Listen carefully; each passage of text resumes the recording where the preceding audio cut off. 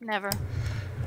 Greetings, ladies and gentlemen, and welcome to MSNBC, my snarky news broadcasting channel. All of the news, none of the pants. My name, of course, is Antoine the Great, and I have been joined by my beautiful co-hosts, Wren from Wrenelations and Shitlords Anonymous. Hey, guys. And Ishtar from her own Twitch channel, as well as playing Sarah on Army of Snarkness every Thursday right here on Help for the Guildless. How's it going, ladies? It's going good. Hi, guys. How's it going? We're talking over each other. Yes. As usual. We're not even drunk yet. Oh my goodness. We're in trouble. Yet is the operative word there. I don't even have liquor anymore. I'm sober. Sober Wren is a good Wren, but a drunk Wren is a better Wren. Drunk Wren, you get more views. She's not wrong. No, Ish would know. Wren is where we get all the views. Are you kidding me? Apparently I am too loud. I'm just too loud. No, you're not. That's not what the chat is saying. I'm listening to the chat. The chat is lying to you. I will turn you two lovely ladies up. How's that? There we go. So, just to mention something, Pen is in the chat again. She's saying, I sense a DMCA incoming. We've been using the MSNBC moniker for the beginning of this stream, and nothing has happened, so I'm not too afraid of it. We are My Snarky News Broadcasting Channel. Not whatever that other lame news channel is. None of the pants. We are clearly a separate entity. Yes. Plus, we have more boobs. Yeah, that too. Yeah, the chat would never lie. Never, ever lie. So, speaking of the chat, let's say hello to some people that are here. Ben C is here. Yeknomeno is here. Lionel, Antihero Broadcast. Mitzi. Pen, as I said. We have Ali, Ray. Of course, Ray is here. He wants to throw in some one-liners. Tom Leach, winter is here. Yes, winter is here. That's why I'm wearing my pimp tar coat. It's actually a cape. It's very comfy. Capes are good. Ray Stone says the letters of M, S, N, B, and C have been used for over 2,000 years. How can you copyright them? Exactly. It's very true. Very true. Absolutely. So, how have things been for you two? We did not do a show last week, I don't think. Did we? Yeah, we did.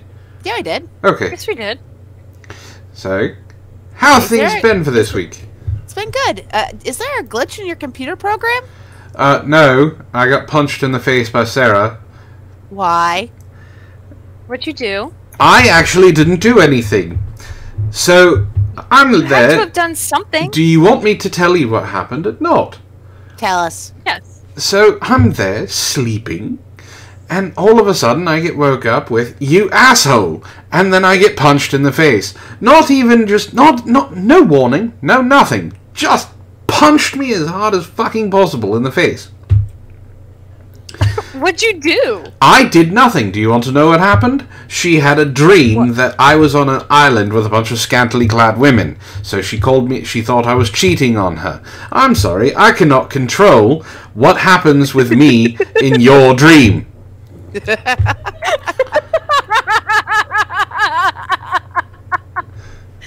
She decked you because you made a harem in a dream. One of her dreams, not even mine. I can't control what I do. I'm sorry, Antoine, but that is fucking hilarious. How's it going, I damn really am alien? sorry because that also sucked, but that's goddamn hilarious. Hey, and they're saying the chat's saying at least it wasn't a punch to the tentacles. It's true. Ben C actually says, "You mean there was no caffeinated to die?" Yes, there was no caffeinated to die on Sunday. And apparently Sarah has no chill either. Like, she was mad at me for the entire day. And then I come to find out it wasn't her being mad, she was kind of embarrassed. Well, yeah, because if you want to make that situation better, you should have just said you're sorry, you were wrong, and then she would have forgiven you, and everything would have been fine. No, that's not how it works. Yes, it is. Not with Sarah. Not even if you said Sarah was right. No, because at that point she was embarrassed. Ah. Nothing he could have said at that point in time would have gotten him out of trouble. See? So I just ignored it, and then later on I gave her a flower, and she was happy. And then later on that night I gave her a pearl necklace. Priorities, you know? Hey, at least next time, if she gets mad, Ish can always share some of the Thin Mints I sent her. Maybe that would calm Sarah down. Oh, that's right. We You have are assuming a lot about my generosity, Ren. we have Girl Scout cookies coming. You won't even share with Sarah? No. Thin Mints. Hello. Oh. How's it going, Zor? Yeah, she doesn't like to share her Thin Mints, but, you know, doesn't mean I can't sneak a few. And try to live? So, how's the renovations going over there? Renovation? I have a functional bathroom, but I don't have a sink in there yet. That's not till mid this month. I don't have my vanity. I don't have my medicine cabinet in yet. I don't have lights in there, short of a lamp we got. And there's no trim yet. That will get done later this month. So things are moving, but not well. Things are stalled at the moment. At least I have a functional bathroom. I can use the toilet and the shower at least. So, woo! That is more than most people realize in terms of value. well, yeah, especially for a project that was supposed to take a week and took almost 2 months. Wait, it was only supposed to take a week, and it's going on 2 months now. Yeah, it'll be 2.5 months by the time it's done. Jesus.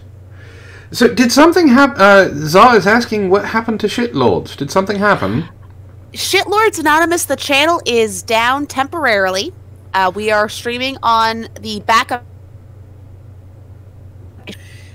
because bullshit. Someone decided to be an asshole. Copyright claim. At least it wasn't a. Well, no, it was a strike. I think it was. What happened to the Shitlords channel again? What? What happened to the Shitlords channel again, Minion? We got a copyright strike. It was a copyright strike. Yeesh. Oof. Yes, anti-hero. Thin Mints aren't the only chocolatey things that we were sent. God damn you, anti-hero. For those of you who do not know, what was supposed to happen this week, and I'll touch on this, and then we'll get into your week so far, Ishtar. But this last Caffeinated to Die, we were supposed to have a special chocolate tasting, and Ishtar was going to be very kind and get on camera and taste an edible anus. Only because Matt won't get on camera and do it himself. So I gotta do it. No. Eating a chocolate butthole first thing on a Sunday morning, not my idea of a good time. So Ben C paid Anti-Hero Broadcast to send us chocolate anuses. Anti-Hero is trying to invoke co-host privilege since his computer is going to be gone for 2 weeks, and do it now. I am just reading what he has put in chat. He has put his... He is trying He is invoking co-hostness because he won't be able to watch this Sunday.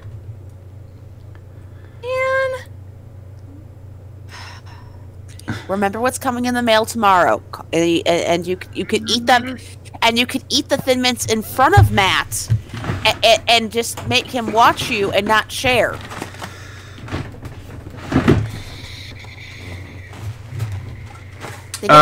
Zar says that the stream froze when you mentioned the backup channel. Tried to go hear the name again, like it was censored from YouTube. Here, I can get a link for it. Fine, if you bring me one of the chocolate buttholes, I will eat it.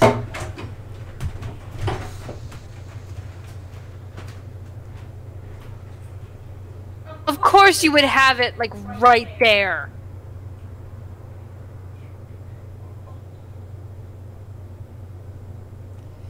Alright, Zaw, it's in chat. Here's the box. Can you guys see it? I can see it. Yay. There's the box. She sounds so happy. Whee!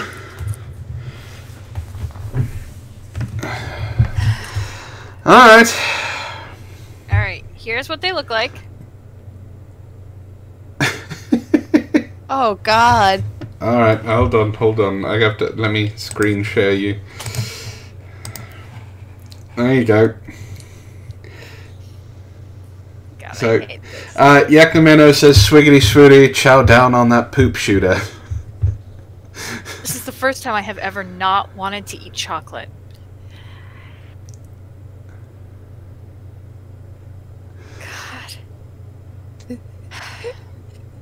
I hate you, anti-hero. I hate you so much.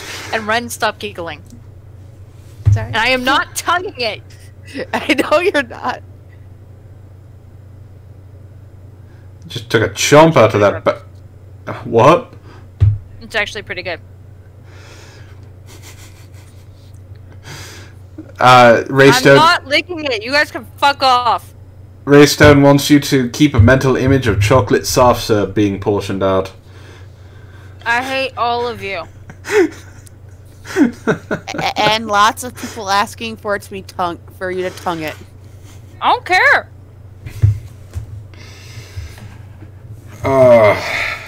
Apparently, Ali and Antihero have formed a alliance against you. Clearly. I don't know when Alright, that happened. I ate the one. I don't want another one. Especially with all the jokes that are being cracked. Oh, Lionel's joining in on the tongue it part, too. I hate you all. So aside from eating a chocolate butthole, how was your week? I'm not gonna purr because of what I had to endure, Antihero. I don't know if it's going to damage it or not, so deal with it. Yeah, I don't get any purrs until he's healed. We want him to heal, because otherwise he can't purr again, and then that'd be a loss. Then I would be very unhappy. Yeah. Allie would be very unhappy. Mitzi would be very unhappy. Wren, would you be very unhappy? I'd be very unhappy. We need unhappy females everywhere. It's not healthy for anybody. And I really don't want unhappy females. You really don't. We'll We team don't up. handle unhappy well. We'll team up faster than some people in chat have. Yeah. So, how has your week been, Ishtar? My week last week was actually pretty decent. I threw my first grown-up party. We had a game night. It was Nice. fun. There was lots of food. Deliciousness occurred. I made these bacon cheeseburger egg rolls. That sounds different. They were delicious. Yeah. It's bacon bits and hamburger and cheese wrapped in an egg roll wrapping, and then baked. Gonna deep fry it nice. next time, see if that improves the flavor. But they were really tasty. They were actually really easy to make.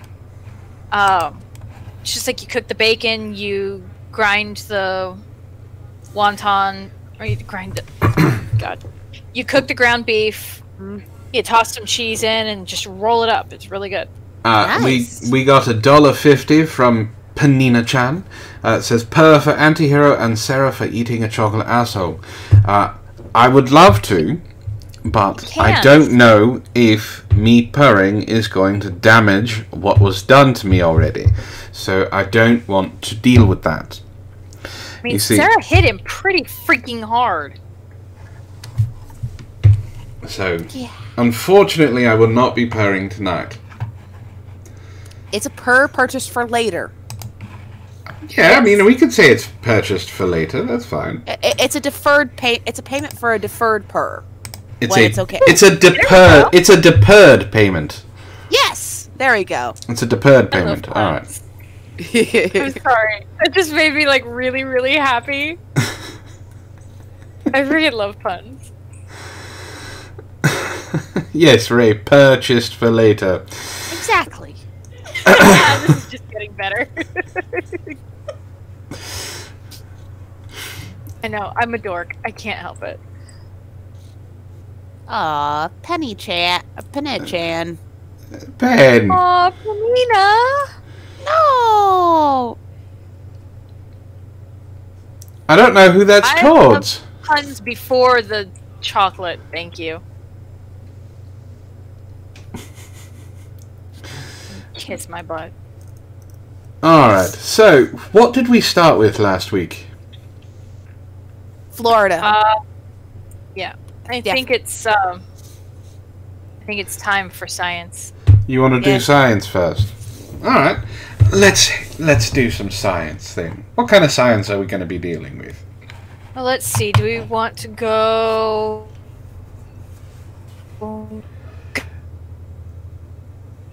Gutters, decapitation, or birds? What calls to you? Well, ask the chat. No, I'm not asking the chat. Ask the chat. I think we All got right. a donation. Yes, we did. I'm looking it up right now. 1 for ghosts, 2 for decapitation, 3 for sea creature, 4 for birds. Alright, I don't want to break the fourth wall, but I will. We got $1 from Antihero saying somebody better fucking purr for me in pen, goddammit. Alright, here. The person behind the voice of Antoine had 3 teeth extracted from his lower left portion of his jaw, and he is not sure if purring is going to dislodge the clots. And since he's the one that would have to be dealing with the dry socket, I'm not going to purr. I'll purr. I'll try and purr. It's the best I can do, though.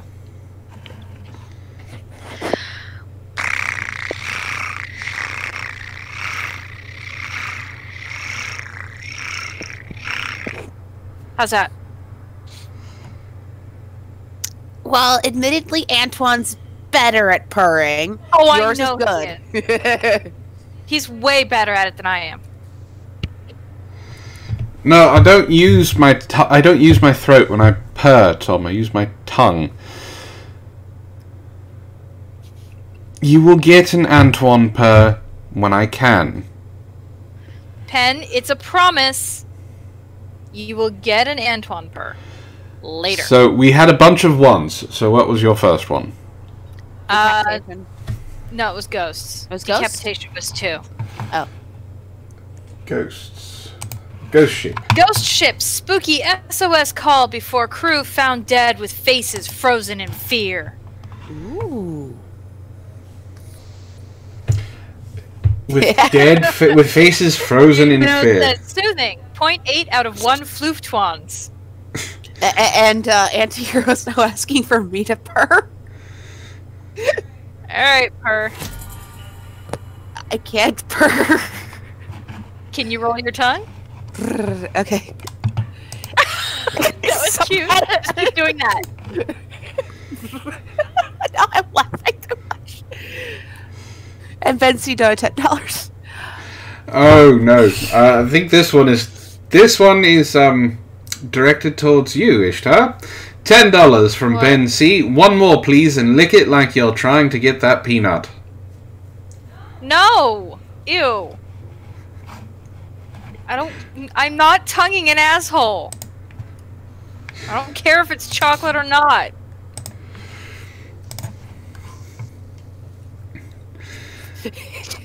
Sorry, Ben.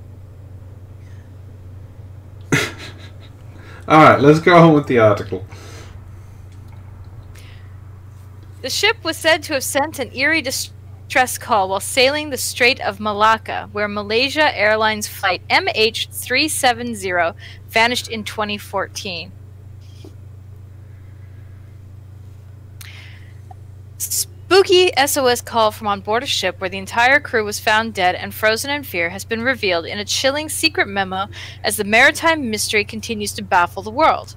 The entire crew of the SS Orang Medan and its captain were found strewn about around the ship with expressions of convulsive horror, but no obvious injuries that could have killed them. Before investigations could determine what happened, a fire broke out and the vessel sunk without a trace, reports The Sun. Because of course it did. A secret CIA memo detailed the eerie, frenzied SOS call from on board. All officers, including Captain dead, lying in chart room and on bridge. Probably whole crew dead, the call said. Written by C.H. Mark Jr., assistant to the director of the CIA Allen Dulles in 1959 to an unknown recipient, the memo continues. There followed a series of indecipherable dots and dashes, and then came quite clearly, I die. The document reveals that the agency believed the doomed boat could hold the key to a series of other disappearances in one of the world's busiest shipping lanes.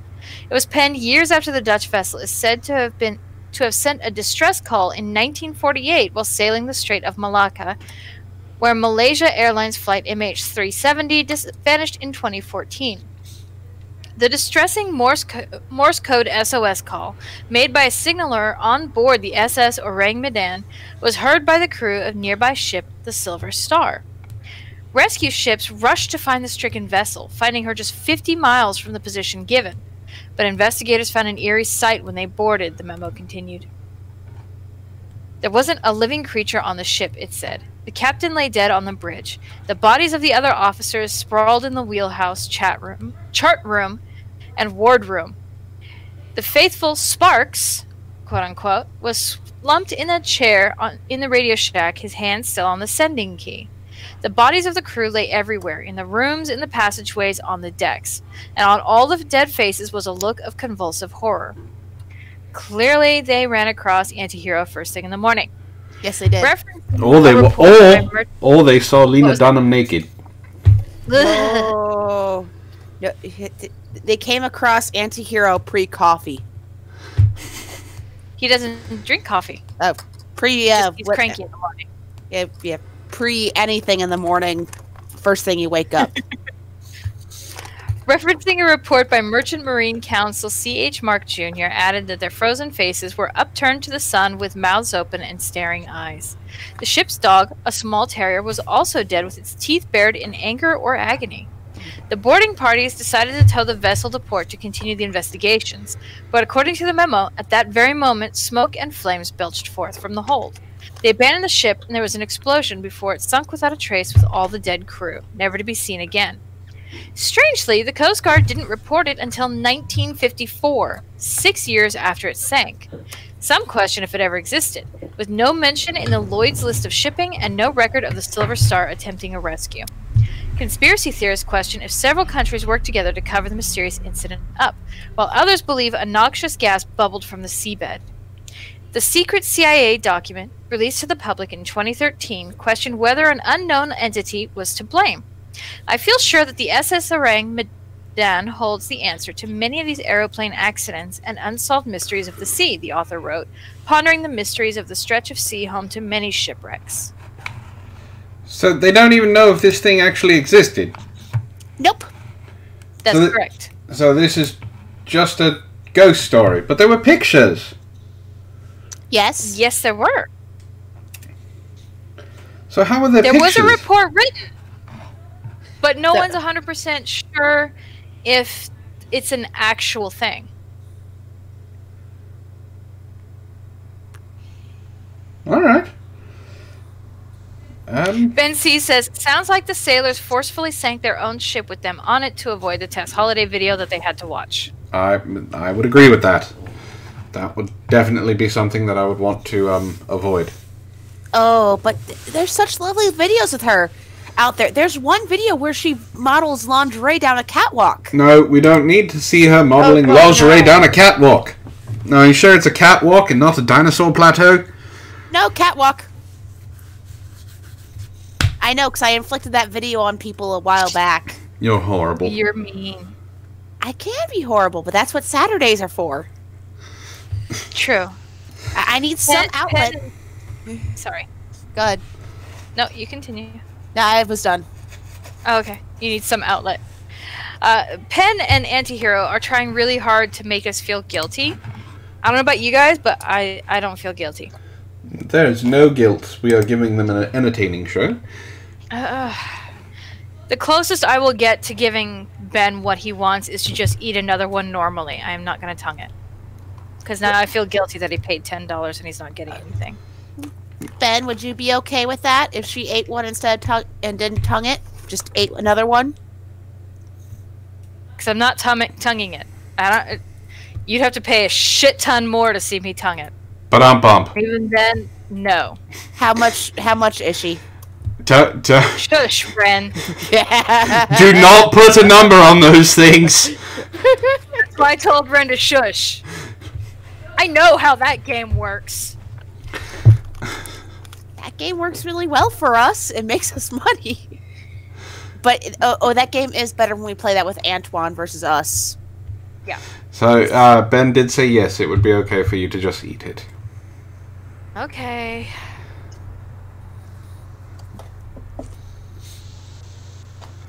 Penn asks if it's $100 to lick a chocolate asshole or $200. I am not putting a number on it because then someone would come up with it, and God no. Like I said, I know how that game works. I have seen what Antoine has done to himself. Oh wait. Is that the laugh where Antoine might actually put a number on it? No. Okay. I will suck on it if that makes you feel better. Anti-hero, for $5 you'd make some seriously gay commentary. I thought he'd do that for free. I was trying to make him sound like a cheap whore, not just a slut. He is a cheap... Why can't he be both? Okay, Penne is asking, cool, $500? I love how you just called her Penne. Penne. She's a pasta now.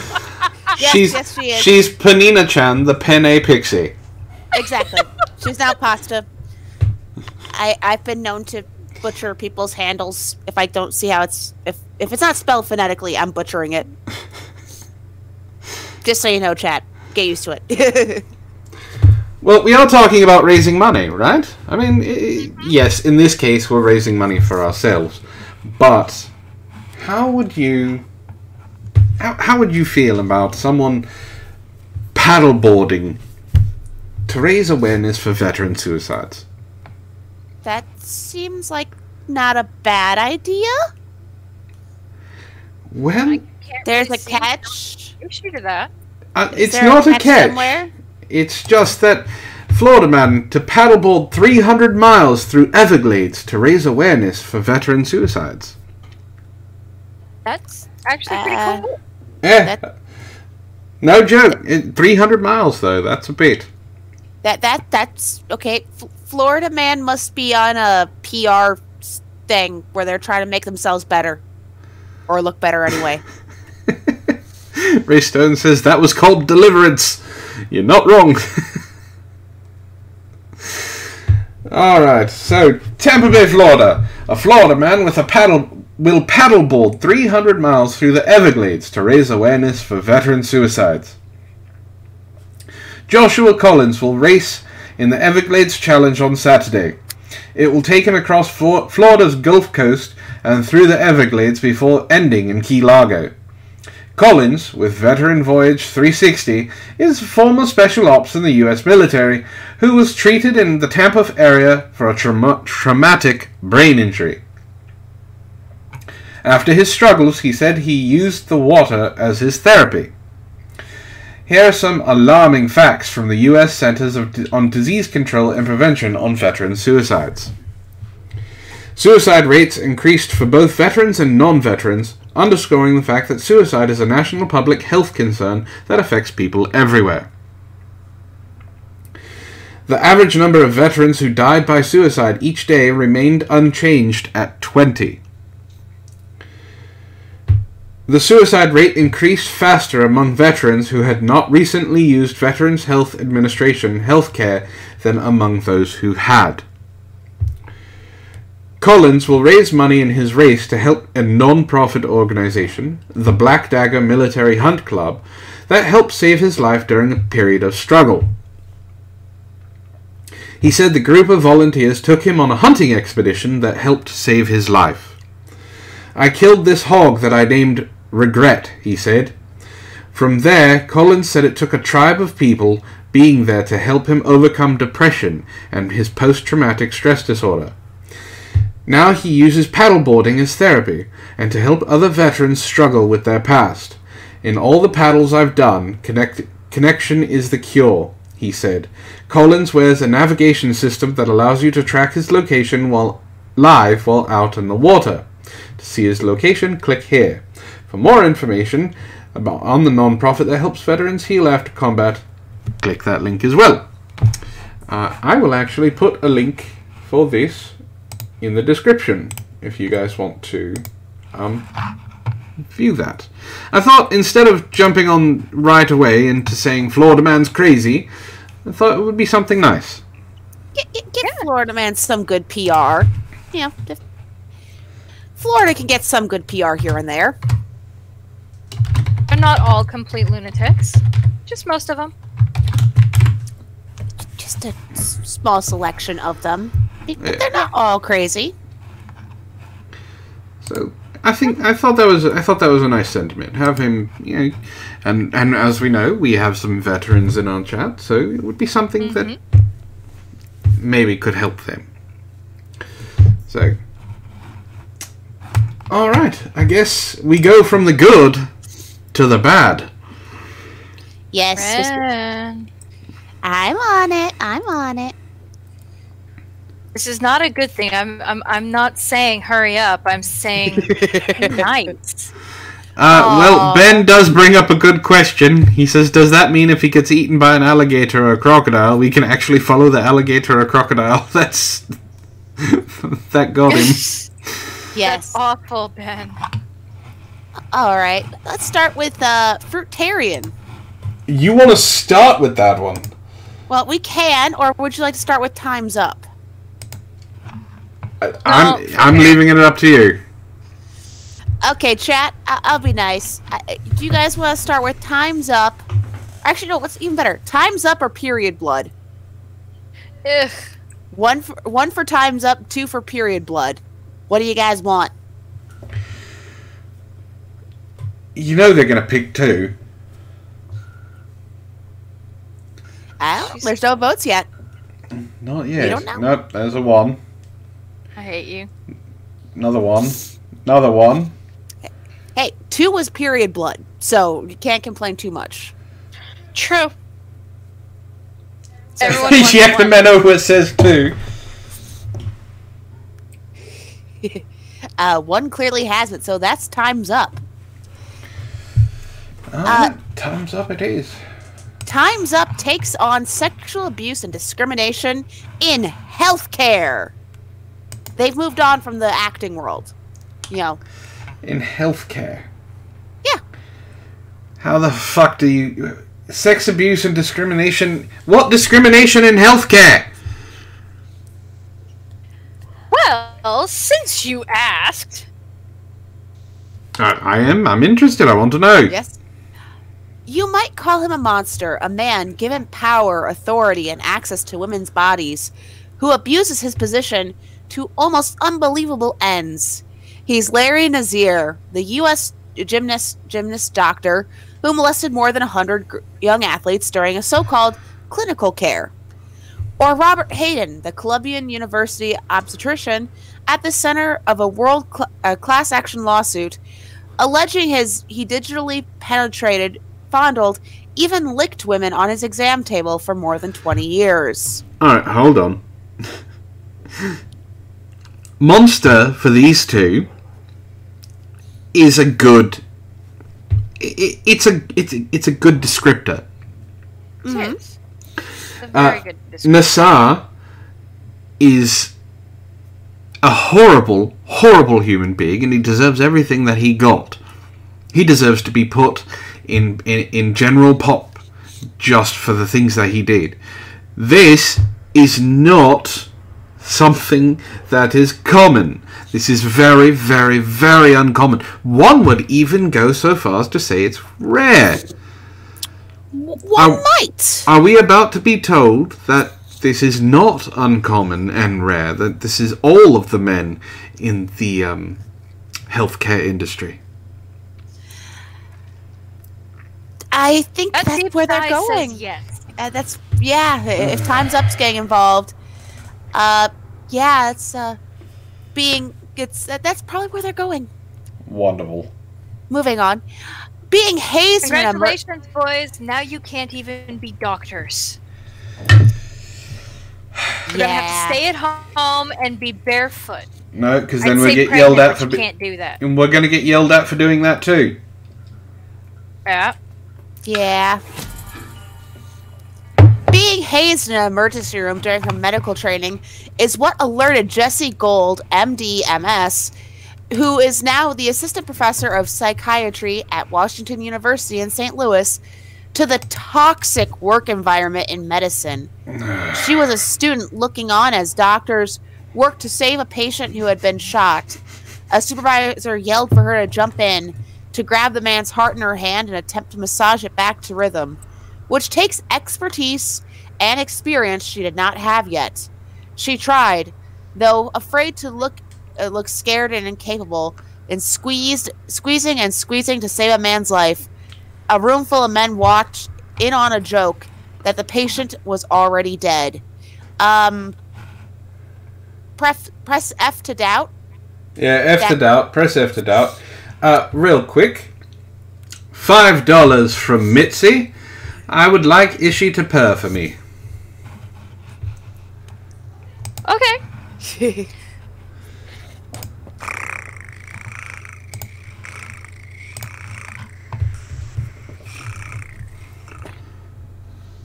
How's that? There you go, Mitzi. There you go, Mitzi. I know, it's still not your quality, but it's the best I can do. It's still pretty decent. It's better than I can do. Yours is all cute. It's just like giggle halfway through doing it. I know, that's the cute part. Dr. Gold heard similar stories from friends. One had something thrown at her in an operating room. Several were ignored or insulted by patients who expected to see a male doctor instead. At the same time, she began seeing Doctors Cho and Van Dees in esteemed medical journals and on Twitter, agitating about gender harassment and discrimination. She saw the Golden Globes. I thought, well, if it happens in their industry and they're uniting with farm workers and all these other industries, I thought it was weird that these conversations weren't happening in parallel,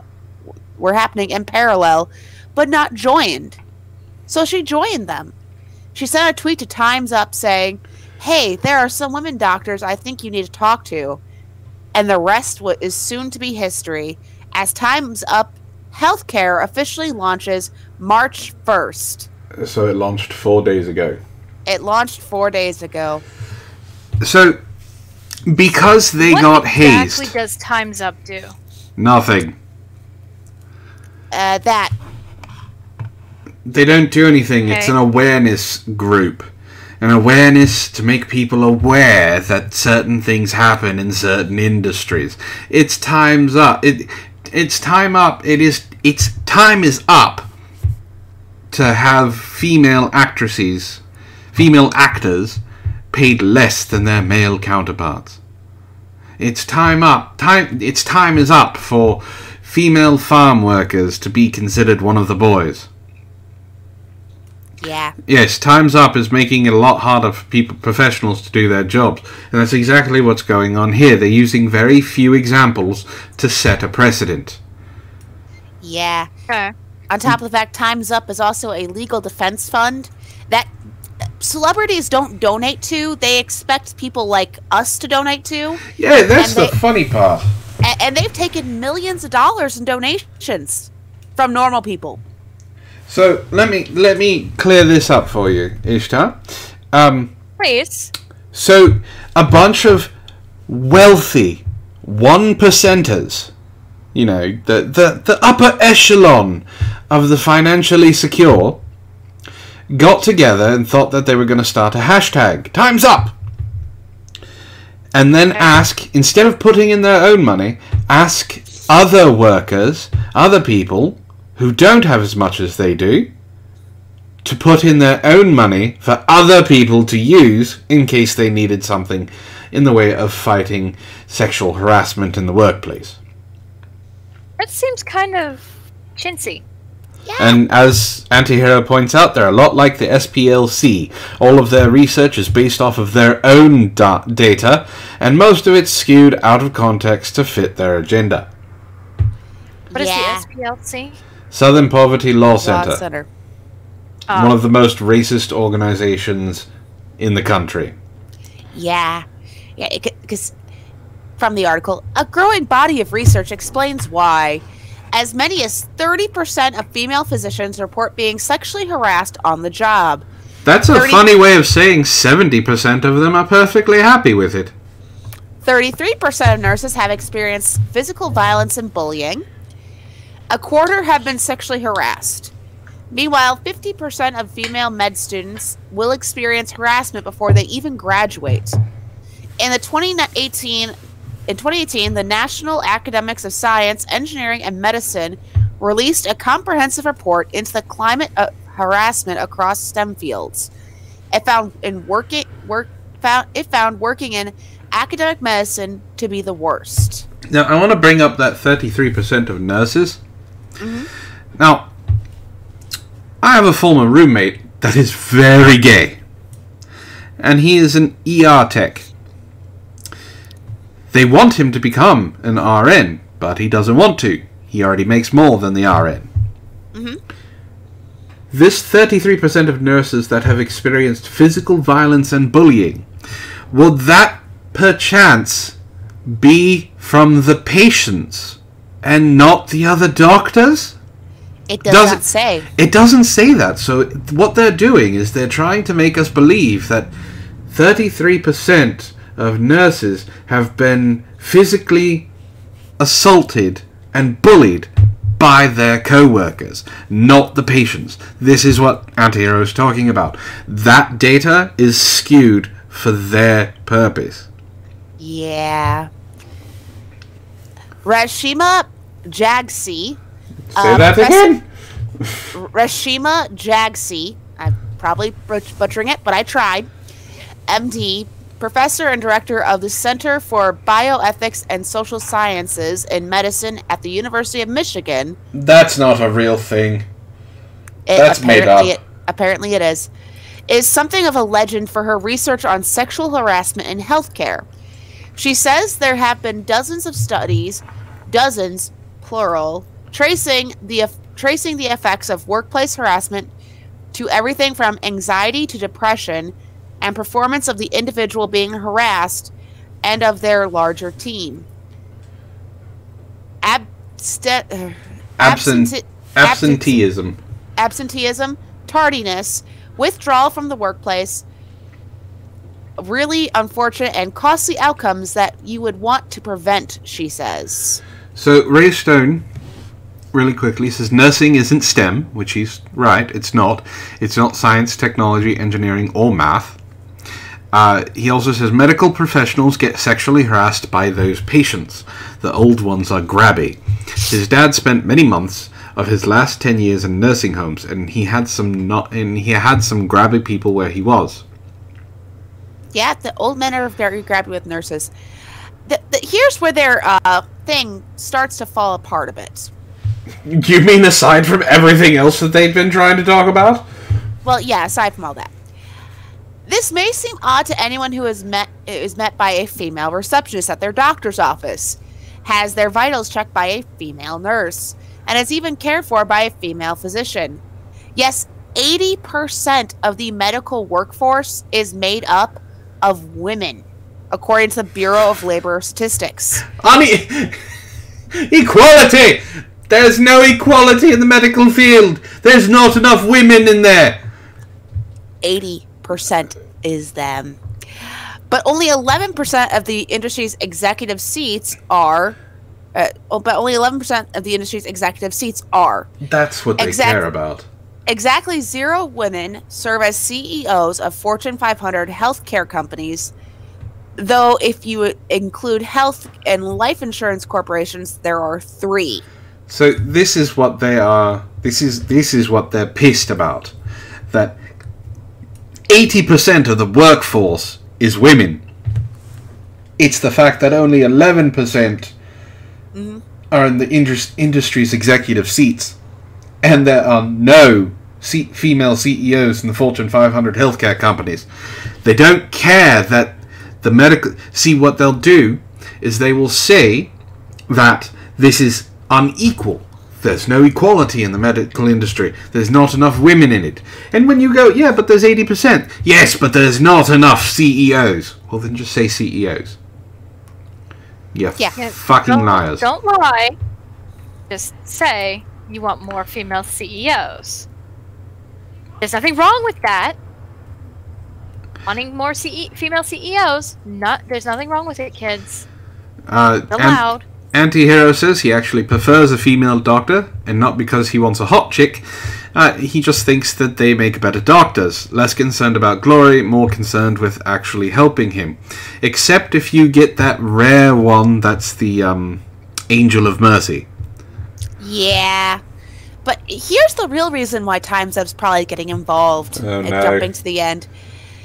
As for the Time's Up Healthcare Founding Group, they're all volunteers. Women are asked to fix for free what men impose in their paid time, Dr. Chu says. But the movement hopes to one day hire a formal staff with the help of sponsors. The Scrubs brand Figs, which outfitted women for this article, is on board. As of 10 a.m. on February 28th, any of its scrub tops can be upgraded with a Time's Up healthcare logo, with the proceeds benefiting the Legal Defense Fund. They cost $48 and are, by all reports, extremely comfy. Figs is also making a Time's Up compression socks, a must for people who work on their feet. So, hold on. They're making merch. So, hold on. Let's go over that first couple sentences again. As for the Time's Up Healthcare Founding Group, they are all volunteers. Have a good night, Antihero. Women are asked to fix for free what men impose in their paid time. You mean the 80% of women in this workforce that are probably asking you to fix their screw-ups for free? Because it's part of your workforce? These bitches need a cunt punt.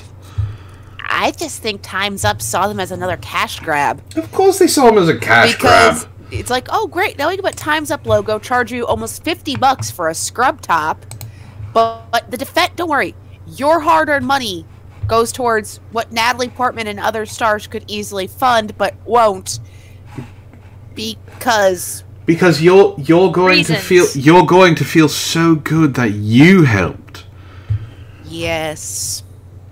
Well, they think part of the thinking behind the merch is that it provides an element of safety, either by acting like a secret self-empowerment boost. A scrub sleeve can easily be covered by a white lab coat. Uncovered, there are visible signs that the wearer is armed with the mighty force of a community that says, yes, time's up. But at the very least, they could be a conversation, and that's a good starting, as good as a starting point as any. It could be a conversation. But Jesus, it won't be. Christ almighty. It's ridiculous. No, they can't do that, Ray. Remember, that's inequality. You know, we're objectifying them. We're paying money, and they chose to do it, but we're objectifying them. Of course, you're male. That automatically means that you objectify anything that is female or looks female. Are you kidding? They think men objectify even things that don't have, you know, men objectify animals, men objectify plants, men objectify houses. If it makes you if it makes you feel better, this has not been a new thing. Do you know why table covers came about? Why? Tablecloths? They came about in the Victorian era because it was thought that men found table legs too sexually attractive. Yeah.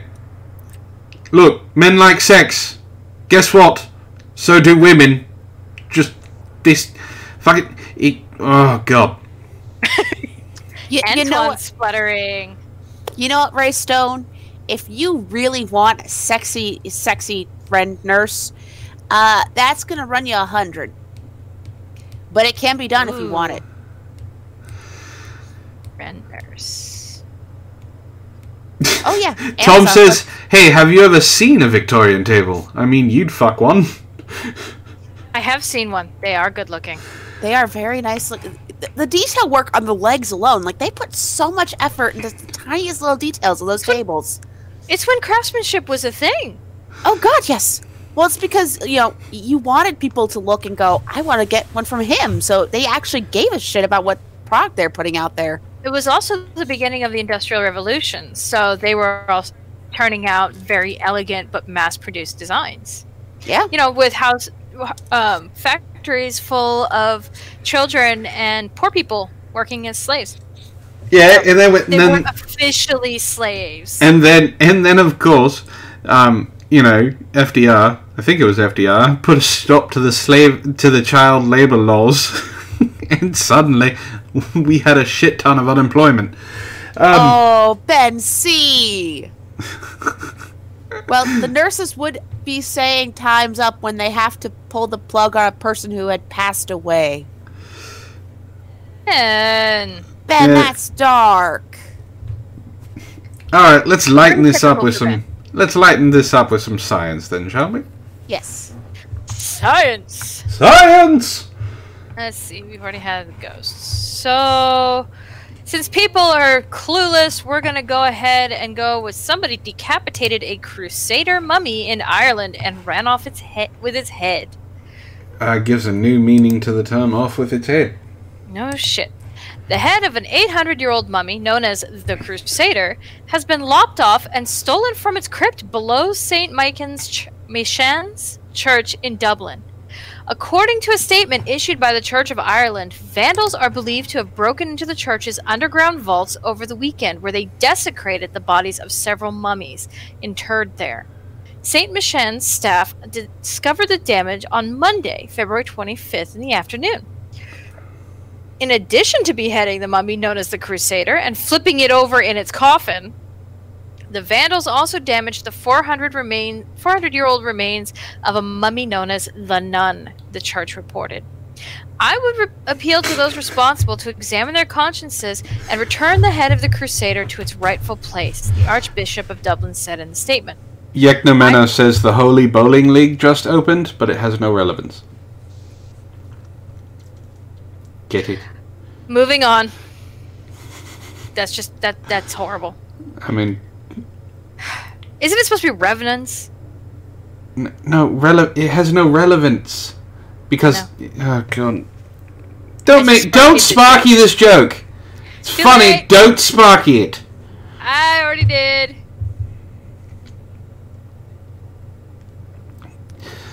Irish police are investigating the incident. St. Michan's Church dates to 1095, but the present church building was completed in 1685 according to the church's website.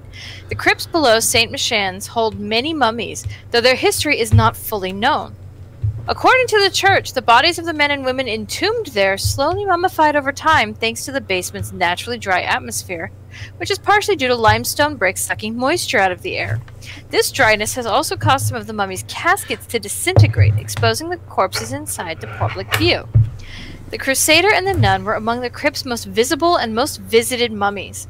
According to Atlas Obscura, church officials once encouraged visitors to shake the Crusader's outstretched hand, a practice that ended in 2017. Historians believe the Crusader Hard to believe the Crusader participated in the Fourth Crusade, which spanned from 1202 to 1204. Standing more than 6.5 feet tall, the mummy previously had to have its legs broken and folded up behind it just to fit in the coffin. It doesn't matter, he was dead. 1200, 6.5 feet tall was a goddamn giant. Yeah. His name is Goliath. He got beat by some little prick named David. I mean, hot damn. However, interesting thing. If I remember correctly, because I have a random assortment of knowledge, beheading and flipping over corpses was one way to prevent vampires from rising. Someone was trying to form their own law. Yeah. Ray Stone comes in. He has an ID on the officer looking into it. He says, "Officer Patio Furniture said they don't know who broke in." And Ben C says, "At least they were ahead in life." Everyone's a jokester. Yes. That was awesome. All right. Let's see what I have on the docket here. I did send you something that involves Florida tangentially. Does it? Oh, it's funny. Don't worry.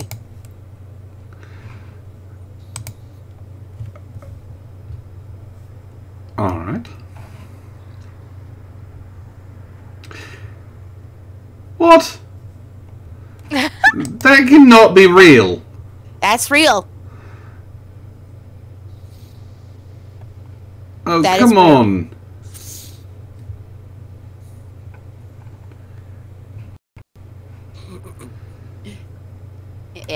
Antoine? Yeah? Okay, I thought you froze for a second. No, I'm just dumbfounded. How do you think I felt when I found that? Dumbfounded. Yeah. Oh.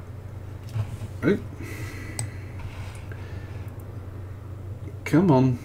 Okay, I just did a quick search. Beheading was in fact a common prevention of vampires. Flipping over was supposed to prevent something else, but I can't. But it's not listed here. So I'm wondering if it's a different myth. I will get to that one, but I want to do a different one first. Yeah, Wren. I don't know. Alright, so everyone, it sounds like whoever that was just up to some mischief, right? They wanted to steal the head, and it's in someone's collection right now. Mm-hmm. Supposedly.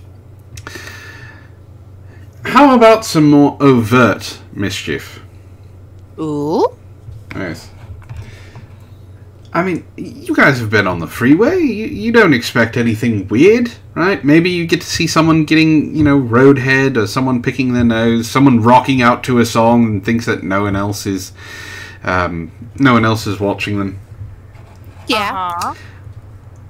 I bet you never thought that you would see this. Nearly nude Florida man rides bike backward on Miami interstate. I'm sorry. Could you read that again? Nearly nude Florida man rides bike backward on Miami interstate. Backwards. Backwards. Yes. There's I like how that nearly nude you ignored. I'm picturing being a commuter Oh, there's on video. your way home. What? There's video. There's video Oh, of it. thank God. But I'm just picturing this. Being that person, it's been a long day at the office, and you glance out your window, and there's some dumbass, nearly nude, riding backwards. Yeah. Yep. And no, this is not from The Onion. This is Are Florida. you sure? Because it sounds like that's from The Onion. this shit? Nope. This is 10 News. This isn't real. Remember, Florida. Florida. Y'all play too much. Y'all play way too motherfucking much. Look at this shit. 793 accident. And he was getting the speed going. Only in motherfucking Yes. Miami. That's all this shit we got here. And it wasn't even on the side of the interstate. He was in the middle of it. That dude had some balls. I know, you could see him if you looked just right. No, thank you. But I was talking about bravery, not just, cojones. So, Miami, as we heard in the video, he coming. Those are the only words tweeted to describe a video of a man in Florida riding a bicycle backward on a Miami interstate. He's wearing hot pink socks and sneakers, a headband, and pink underwear, and nothing else. Possibly not surprising, this isn't the first time the man has been spotted nearly nude and riding his bike on Interstate 95. He's done this before. The Miami Herald reported a sighting of the man in August 2018. In that video, the man was wearing hot pink socks, green sneakers, and nothing but string for underwear. He was riding the bicycle the normal way. He had string. Dude was just trying to get some exercise. Leave him alone. He was wearing string for underwear. Hey! Still underwear. As long as some bits are covered. I have some unders that are just basically string. Yeah, so do I. What's wrong with that? The March 3rd, 2019 video posted to the Florida Man Twitter page has been viewed more than 250,000 times. One person replied, "Honestly impressive." Another said, "Backwards now, he's upped his game." The South Florida Sun Sentinel reminded anyone considering this form of transportation that riding a bicycle on I-95 is illegal. Also dangerous. But it's More illegal. power to you. Holy So shit. let's watch that again, shall we? He coming. Watch this shit.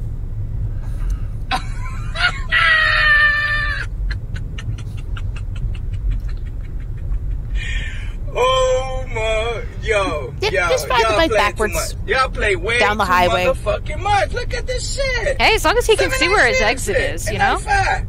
True. Only in motherfucking Miami. That's all this shit we got here. Miami, Florida, don't ever change. We all need humor in our lives. It never will. Florida will be the same forever.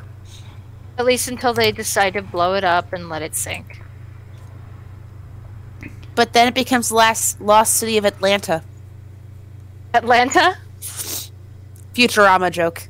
I was gonna say, because that's Georgia, isn't it? I know. Yeah. Future, But Sorry, don't, I've never seen don't ask her to understand Wren. She hasn't seen anything. She was too busy. She was too busy with her nose in a book reading Jane Austen than actually, living up to what she's supposed to as a young girl and understanding pop culture. Sorry, I find Pride and Prejudice to be one of the greatest books ever. The Lost City One of Atlanta. disagrees. So, I mean, he's allowed to have bad taste. Face. Oh no. you're just going for broke here. First you're doing, Time's Up. Now Blackface. Well, this one is just. Well, this one is. The article is kind of written more on like leaning towards our side of things. So at least I'm being nice that way. This isn't someone advocating it. But people are now isn't screaming about it. Somebody's actually saying, "Stop being little whiny bitches." pretty much. One can only hope. People are now claiming that charcoal face masks are blackface. It's not how it works. What? I don't. A beauty product is blackface. Hey, we just found out last week that knitting was racist. Yeah, she's still pissed off about that one. You did really good with that article. She's still angry. Lately, charcoal has been touted as the superfood and extremely good for your skin. People are drinking activated charcoal, brushing their teeth with charcoal. I don't know about the brushing your teeth with it part. Oh. Real quick, this does actually relate. You know what happens if you take charcoal pills?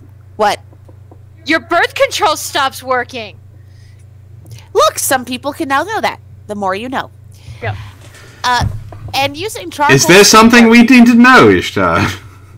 No, it's one of the random articles I found. Is they were talking about how it was when the whole charcoal pill was the biggest thing, and it was some medical article I found that was talking about how, yeah, it's really great for detoxing and everything. And by detoxing, that means it pulls everything, even the helpful stuff, like your birth control. Yeah, no. I kind of giggled. Yeah. Hey, some people found out the very hard way.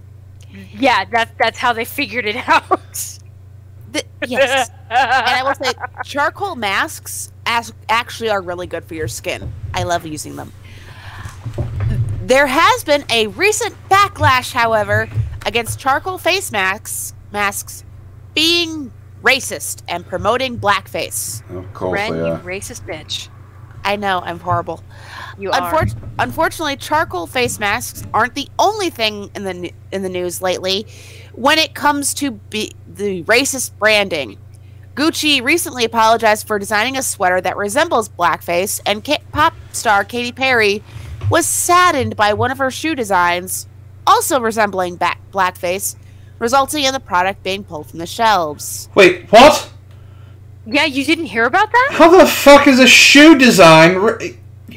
What? They claimed it looked like blackface. It was just an ugly shoe. It should have been pulled anyway. Really close. It should have been pulled anyway. Never even made. But yeah, they go on to talk about the H&M, the black kid wearing the shirt they didn't like. Oh, But we're yeah. just gonna jump to the current one. Okay, we're gonna jump current here. So it was here. This week, Twitter users were facing backlash for their use of charcoal masks, and there's lots of products. Of course It's they were. actually really popular for face masks right now. I'm Basically, trying as a sensory guy, you don't understand this, and the article points it out. The whole point is you put it on, it hardens, and then you can peel it off, and it's supposed to shrink pores, tighten your skin. It works really well. So this is on screen right now. There's a woman with a charcoal mask. It's completely black. Yes. Mm-hmm. It's charcoal. It's charcoal. Yeah, it's charcoal. You could probably call it a squid ink mask. I don't care. But I agree with Ace. Ace says everything is racist. This is not blackface. No, I don't it is like- a charcoal mask. No, what I don't like is I don't like that the term blackface is being used for anything that is considered putting black on your face. That was not blackface. Blackface was a form of makeup that was put on your face as a white person to then imitate the stereotypical features of a black person. It was a whole minstrel show. It was to make fun of them. This is not making fun of anyone. This is not blackface. These stupid fucking people don't understand what words actually mean. Yes. Well, as one Twitter user posted, racism is so insidious that you can promote blackface for years under the guise of a poor mask, and it goes unchecked. Bless you. Thank you.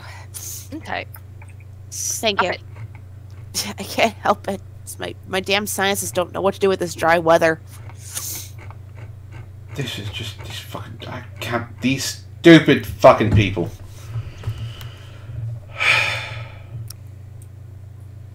There you go. See, damn alien said. See now, Ash Wednesday is now going to be called Blackface. Yep. It's no longer Ash Wednesday. It's Blackface Wednesday. Yeah, if you go down, you can see the Gucci sweater Yeah, the stupid baklava. thing. Yes. That should have never been designed. That was just dumb. I don't. Okay. It's not blackface. It's just an ugly fucking sweater that they were charging $300 for. Yeah, basically. It was a turtleneck that went halfway up your face with a mouth hole that allowed you to be able to eat. It's stupid. Would not surprise me if the whole blackface thing was actually a stunt to explain to your shareholders why you had to cancel an ugly fucking product. Oh, is that Katy Perry's shoes? Those are fucking hideous. Yes, if you go down, you can see the Katy Perry shoes. Yeah, those are fucking hideous. It's also not blackface. It's black sandals with eyes and lips. Yes. Oh dear God. Oh, the entire line is fucking hilarious. Or fucking hideous. Is Batman hilarious. blackface?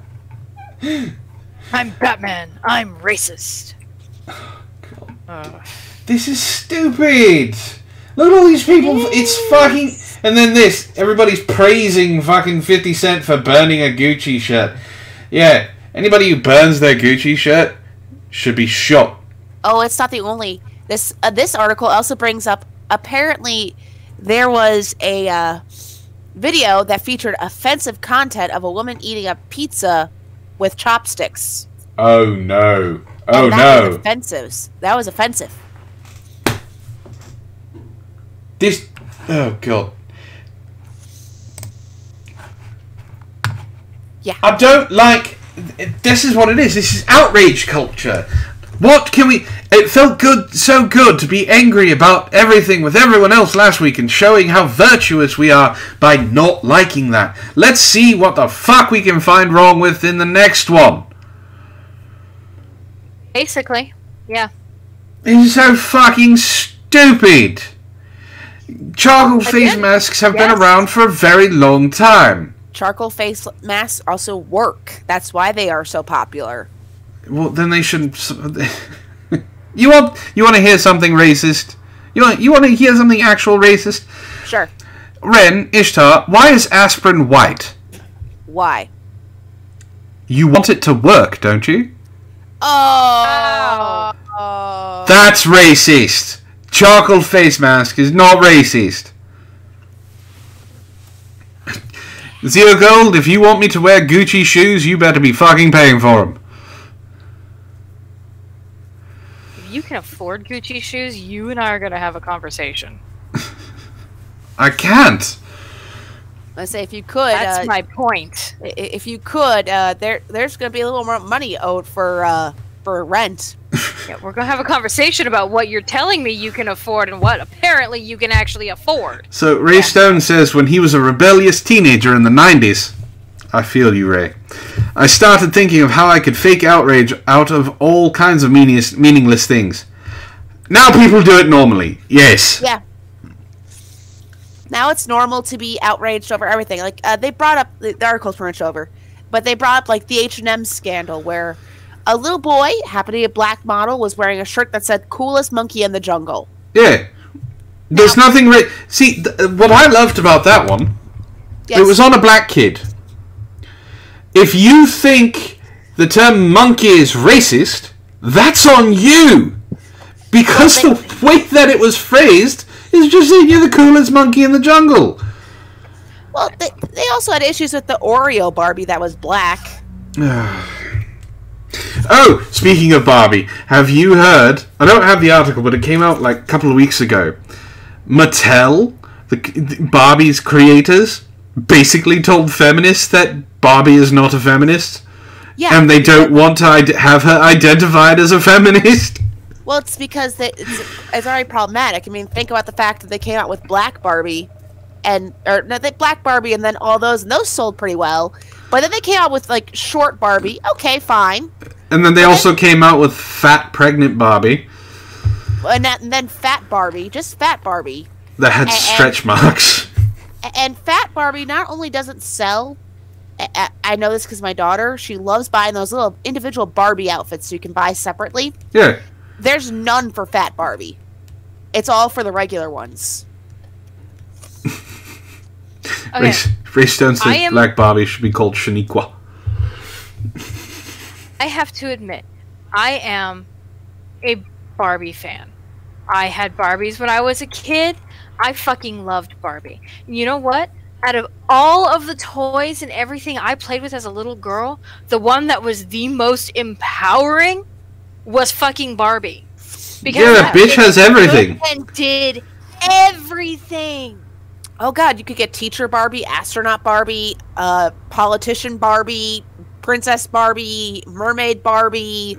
Well, now they have Barbie, Vet Barbie, and now they have Programmer Barbie and things like that. Fashion Barbie or Fashion Designer Barbie. I mean, Barbie had every job under the sun. She could do it all, and do it all while looking pretty fucking fabulous for her time.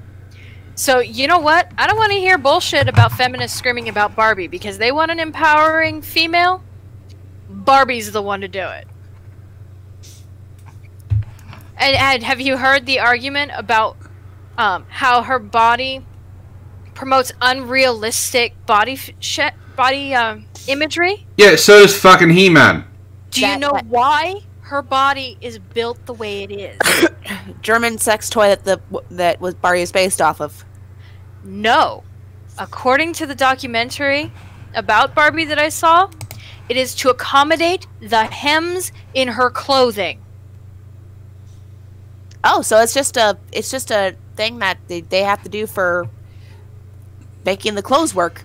Ah. Yeah. The hems have to be there. You can't make them invisible.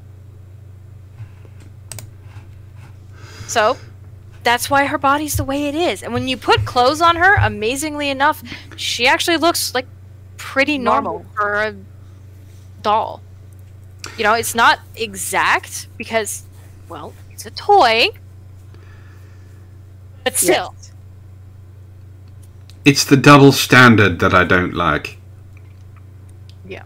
Look, we can even go into comics. All the feminists are pissed off about how females are portrayed in comics, right? Yeah. Mm-hmm. Does anyone complain about Nightwing, Batman, He-Man, Superman, Green Lantern, Spider-Man? The arguments there are that men are looking to put themselves in power poses. Yeah, it's a power fantasy. Yes. Yeah. How's it going, Yobi? And then I saw a similar article, if not that article, and it made a comparison of men's magazine and women's magazine with Hugh Jackman on the front. And how on the men's magazine, he's Wolverine, he's buff, he's scary, he's powerful. On the women's magazine, he looks like a dad and a husband. Screw that. Can I have the powerful and shirtless? I know, I would totally lick that. All right, let's before I have to go try and mop up everything underneath Ishtar, let's move on to some science. I suggest, since we haven't done it the last couple times, we talk about one of the things that's in the title. How about the opium-addicted parrots that are terrorizing poppy farms in India? That sounds like a good one. Poppy farmers in the state of Madhya Pradesh in India have reportedly run into some trouble while cultivating this season's crops. In addition to inconsistent rainfall putting a damper on things, flocks of persistent parrots, presumed to be addicted to opium, are rampaging through the poppy farms, sometimes making 40 visits a day to get their fix. One poppy flower gives around 20 to 25 grams of opium, but a large group of parrots feed on these plants around 20 to 30 times a day. One poppy cultivator in the Neemuch district of central India told Indian news site ndtv.com. This affects the produce. These opium-addicted parrots are wreaking havoc. According to NDTV, bird raids have become a daily menace in the poppy fields, and farmers claim to be sustaining significant crop losses thanks to these poppy-seeking parrots. Some birds have been filmed tearing into unripe poppy pods where opium-rich milk resides, while others use their beaks and claws to snip off the plants at their stalks and fly away with the entire intact pods. Daily Mail reported that some birds have even trained themselves not to squawk when descending on the fields, swooping in and out like silent ninjas. This is worse than the cocaine addicted eels. These birds are actually going after the fields. They're like, I need my fix. I need it. They need their drugs. I mean, It's pretty funny. Richstone says it's a CIA plot to stop the opium trade. District officials have ignored requests to help keep the feathered menace in check, the farmer told NDTV, leaving poppy purveyors to fend for themselves. Some cultivators have been forced to guard their fields day and night. Others have reportedly turned to sonic warfare, shouting at the birds through loudspeakers or detonating firecrackers in their vicinity. Unfortunately, the farmer said these attempts have failed to mitigate crop losses, because you're dealing with little addicts. Yeah, you're dealing with crackheads. Ninja, as Damn Alien said, junkie ninja parrots. We're all doomed. Poppy thieving birds are not a new occurrence in India, which is one of the few places in the world where licensed opium cultivation is allowed, according to India Today magazine. Bird raids have been reported several years in a row in multiple poppy cultivating districts, sometimes leaving the pilfering parrots visibly intoxicated. According to a 2018 article in DNA India, the opium-munching birds were observed crashing into tree branches and lying in the fields in a daze, only to fly off again when the narcotic effects wore off. Little fucking junkies. Yep. But they just need one more hit. You know what? I would pay to see that. You know how going to India, we were talking about it last week, about how knitting is racist? Yes. The woman wanted to go to India. I would go to India. I would pay to go to India just to watch these fucking birds go nuts. It would totally be worth it. To Totally. just sit there and laugh. I mean, don't get me wrong. I feel bad for the farmers because that's... You feel bad for the drug dealers? For the farmers, not the drug dealers. The Because drug farmers farmers. are just trying to make a buck. So I would feel bad for them. But that's still pretty fucking funny. Yeah, flying crackheads sounds like the beginning of a Florida Man story. It really does. Alfred Hitchcock in Japan presents the birds. Yeah, that also sounds like a Japanese film. Alright, so let's go on with this trend for destruction of crops, yeah? Alright, what you got? What do I have? Well, it's not poppy fields, it's not heroin, it's pot. Okay. A smoke cloud in the area leads Florida man to ask cops, "Did you find all of my pot?" And if you see his picture, he looks like he looks like an old balding stoner. Is he a Oh god, he's a burnout. Burnouts are worse than stoners because at that point they have yeah. He's got two brain cells desperately searching for each other. I was about to say, and one is looking for the other. Yeah. Yeah. A Fellsmire marijuana man didn't try to hide after smoking up his neighborhood Thursday night, a deputy said. In fact, he seemed downright hospitable and helpful to law enforcement. Because he was high off his ass. Gotta love pot smokers, man. They are the nicest. In return, they gave 64-year-old David Ellis a place in the Indian River County Sheriff's Office, crossbar bed and breakfast on charges of felony possession of marijuana, possession of a controlled substance without a prescription, and misdemeanor drug paraphernalia possession. Ellis posted $6,000 bond after breakfast Friday morning. According to the arrest report, Deputy Luke Capel rolled towards Ellis's home after neighbours complained about someone's open burning, which is usually pretty illegal in most places. Yeah? Keppel wrote that the smoke coming from Ellis's yard appeared to be large enough that the smoke cloud was seen en route, and a smoke haze could be seen at surrounding neighbouring properties. You've heard of hotboxing. This bastard was trying to neighbourhood box. Well, he was just trying to share with the neighborhood. He was! He was trying to be nice. The deputy described an open pile of debris, 5 to 6 feet wide with flames 2 to 3 feet high in the yard. He knocked on the door of the home in the 12,800 block of 85th Street. Ellis answered, because he's high and didn't mind. They walked towards the fire, as Ellis said it was just leaves. Upon reaching the fire pile, I could smell a strong odor of burnt cannabis and the remnants of small cannabis plants and leaves, Keppel wrote. Keppel told Ellis he was burning cannabis, according to the report. Ellis said he was just burning the leaves while he described as trash. Keppel repeated himself, believing Ellis didn't understand. Ellis restated himself, knowing Keppel didn't understand. It's trash. You don't smoke that. Oh, he was burning the bad stuff. That is ridiculous. I've got like a quarter pound of it inside. Oh, that poor man. He was so... You know what? At He the was very so least, fucking he was trying high. to expose everybody to the good stuff. He didn't want people to get hold of the bad.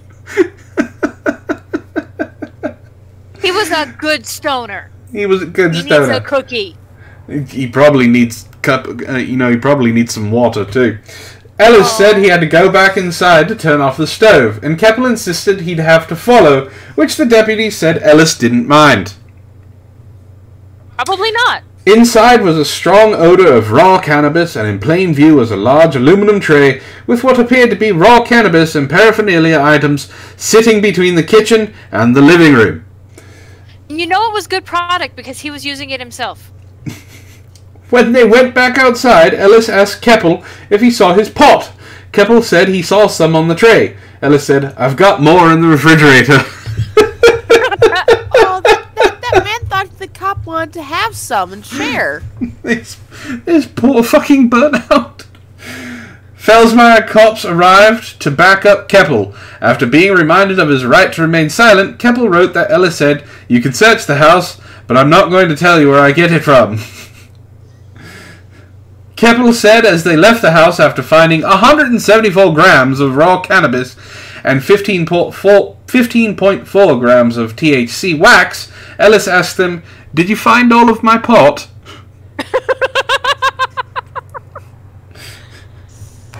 Did they find all of his pot is the question. Of course they did. It does not say. Not kettle, Yeknemeno. Keppel. K-E-P-P-L-E. Keppel. Keppel. Although kettle would have been a lot more funny. Yeah. Yeah. Alright, let me do this one that Wren gave me real quick, because I'm not going to read it. It's a decent-sized article. We're just going to watch the video. Oh, yeah. It's Florida Man. And, Grandma floats away on ice throne during photo shoot. What? I wish I stuttered, but One I more didn't. time. Grandma floats away on an ice throne during photo shoot. Elsa, you're getting senile, lady. You need to chill now. The best part is who she's saved by. I guess she's just gonna have to let it go. Oh. Who is she saved by? Got a new ice queen. Antoine, go ahead, say it. Take a look at this grandmother I'm watching. who was just trying to pose for a simple vacation photo on this iceberg. It's not playing drone for us. when she was unexpectedly swept out to sea off that glacier in Ireland. And Janae, you're here with this chilling story. A chilling story. Now it's absolutely. playing. Grandma just wanted to have some fun, see the northern lights, and take some pictures. But her son Ice, captured ice, the moment. granny. She went from posing on an iceberg to needing to be rescued off of one. Judith Strang is I wish the we could hear adventurous this. grandma going viral after posing on an iceberg while vacationing in Iceland. So it was shaped. Was her butt numb during the An shoot? easy place. She's like 80. She can't feel anything below the neck. And I thought, well, that looks like fun. True. When a wave swept her out to sea on what looked like an iceberg throne in the Icelandic waters. But when I got on, it started to totter, and a wave was coming in. A very large wave came in and made the throne. We're all kind of going rock, quiet and like we're trying to I could hear tell I it, was but the slipping. reality is we can't Those hear a damn pictures are thing. making a huge splash on social media. Yeah. Her granddaughter posted about the incident on Twitter, sharing She text just- from her father. Just kind of floated away a bit with all her family watched. Lost her kingdom when she like, drifted out to sea. No joke. Bye, a Grandma. Coast Guard rescuer had to save her and bring her back to shore. The Coast Guard. I ran away very much. The Coast Guard saved her? So Yeah. Well, Nice. it says in a the little article, easier to it was a pull off Florida for me, man. I guess. The whole ordeal has It says in the article. The grandma with a I didn't- great I sense didn't of read the humor article and in the middle of the a show. sense of adventure. I've always wanted to be queen. I mean, come on. Yeah, that was my Wren. chance. Come on. You can't expect him to be literate. And that post has gotten so much traction online. She's Alright. I mean, he's only the embodiment of the internet, but you can't expect him to read that quickly. Yeah. The ice chunk floated away with string still on top, but the woman was soon rescued by Randy LeCount, a Florida man who was boating nearby. See, they said the Coast Guard. Just sounds like someone who was boating nearby. Whatever. But, see, Florida man saved someone else. The first Florida man wanted to save other veterans. This one saved another veteran, except, you know, Elsa really let herself go. Yeah. Yeah. Well, this one... This had some hard times. That Florida man is probably jealous. It's like, wait, you did the stupid thing. Why did you do the stupid thing? It should have been me. LeCount. How's it going, Malaga? Alright, so let's go... Just drifted along, yes. Hello, Melikar. We're doing cringe now, yeah? Yeah, it would be cringe time. Alright. I'm gonna be nice. Uh-oh. No. Wren says she's gonna be nice, she's not being nice. It involves bras. So this is actually being nice to Antoine and the guys in the audience. Yes, that's being very nice. Yes, it has been a long time, Malika. This is Fashion Nova's new brand of naked bras. Question. Yes. That seems like a contradiction. Naked bra. If you're naked, you can't be wearing a bra. Shush and let her explain. Okay. Okay. Fashion Nova's naked bras are a big hit with shoppers and social media stars who have been sharing the cheeky photos online. The underwear sets aren't much more than pieces of ribbon and shapes covering the nipples and intimate areas. It's fancy ribbon. There you go. It's fancy ribbon. That's not a bra. That's not even lingerie. So are you saying you would turn it down if Sarah walked in one of those? Hell no. I'm just saying that I mean, it barely... Her boobs are fake anyway. But it barely would be able to hold up her boobs. Let alone be considered a bra. It's just... I'm appreciating the... Yeah, that's just ribbon. With something... It's ribbon. It's ribbon that they're selling as a bra and panty set. There's more fabric... I'm not complaining. Shut up, damn alien. There's more fabric and ribbons around the body than there are covering her crotch. Yeah. How much? Yeah. Ali brings up a good point. How much is this?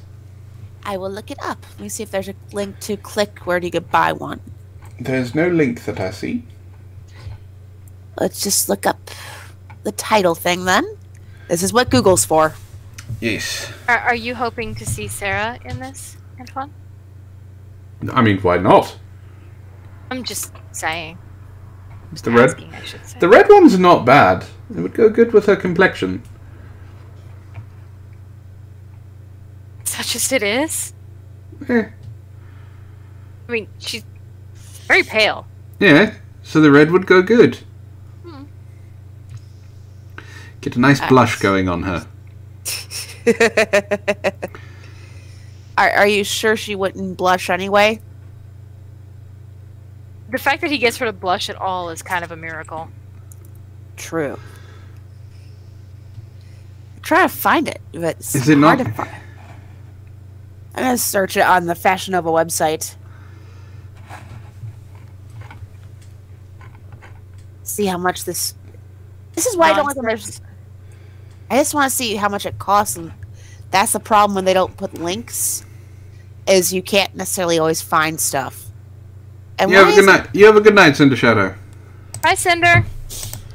Fashion Nova. It's fashion. Yeah. It's Fashion Nova.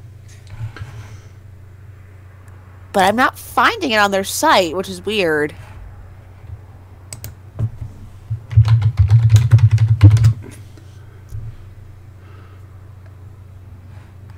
I have to dig, which is which is annoying as is. Yeah, it's not... Well, I found... that's not it. Yeah, I'm not seeing how much it is. I really wish they'd actually put a link at the hyperlink in there. It actually looks like they're... says it's more comfy than buying rope at the hardware store, but not as fun. Believe it or not, they look like they're actually reasonably priced. For Fashion Nova, yeah. Yeah, like $9.99, $17.99. It's not bad. Let's go with lingerie sets. Let's see. Oh, I found one of them. It's like the full set's $25. Yeah, so it's not that bad. No, for considering what you're paying, and it's probably going to get ripped anyway, that's not a bad price.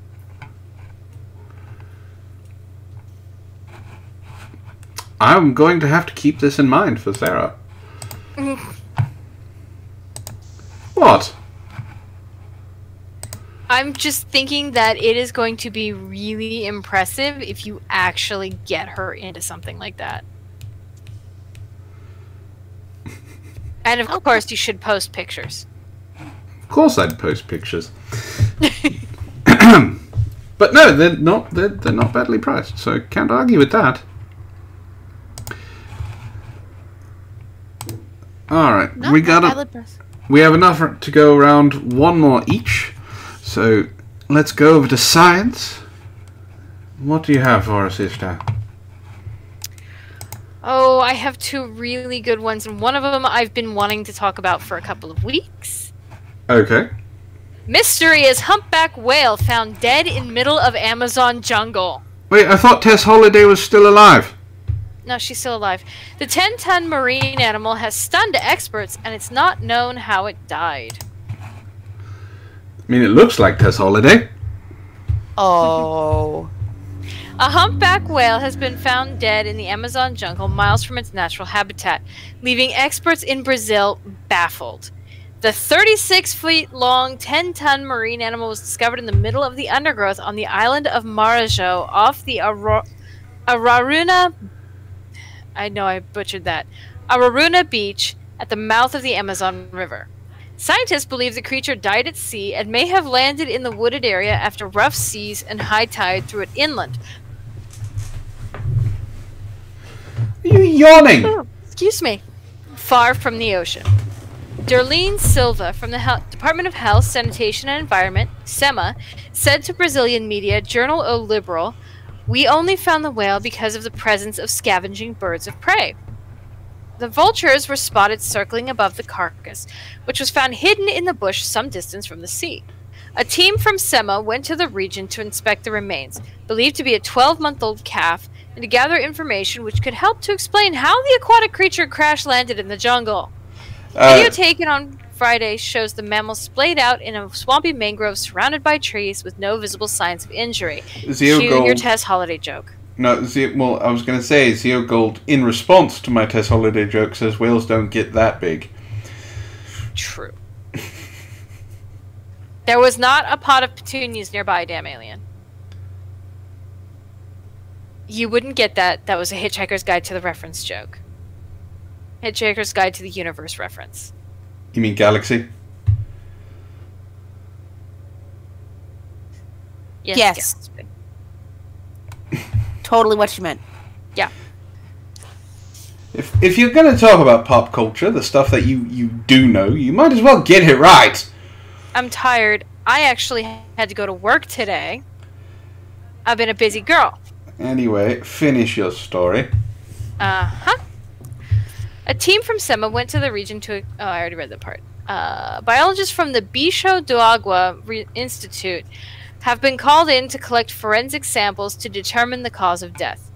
They believe the massive animal, which measures 6 feet wide, was already dead when it was carried by huge waves to its unnatural resting pace. Renata Emmen, the project's president and marine specialist, said, "We're still not sure how it landed here, but we're guessing that the creature was floating close to the shore and the tide, which has been pretty considerable over the past few days, picked it up and threw it inland into the mangrove. Along with this astonishing feat, we are baffled as to what a humpback whale is doing on the north coast of Brazil during February, because this is a very unusual occurrence. According to the expert, humpback whales are normally seen in Bahia on the northeast coast between August to November. It's a well-known breeding and delivery area. Then they migrate to Antarctica to feed. The biologist said, humpback whales don't usually travel to the north. We have a record of one appearing in the area 3 years ago, but it's rare. We believe this is a calf which may have been traveling with its mother and probably got lost or separated during the migratory cycle between the two continents. Researchers said there are no clear reasons why it died. Only an autopsy will determine the cause of death. Emin added, depending on the state of decomp, some information may have already been lost. We are collecting as much information as we can and identifying marks and wounds on its body to see if it was caught in a net or hit by a boat. The scientists also plan to open up the carcass, collect samples of parasites and evidence from the muscles, which will be sent to labs for disease analysis. It's believed the stranded animal may have been grounded for several days before it was found. Gaining access to the remains proved difficult. It took 2 attempts to reach the site. The first was hampered by the swampy water in the mangrove, and the examination is expected to take up to 10 days to complete. For now, there are no plans to remove the hulk due to the size, weight, and location. Instead, researchers intend to bury much of the carcass, and the skeleton will be sent to the Goldie Natural History Museum in Belém for future studies.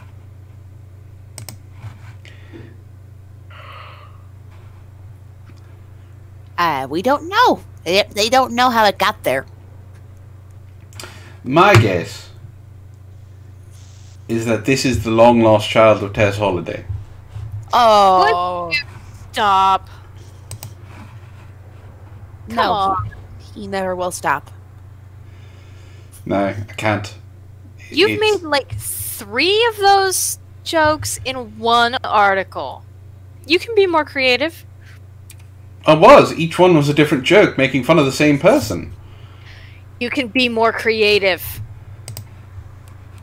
You're right, she is a big enough target. I should probably try to find something narrower.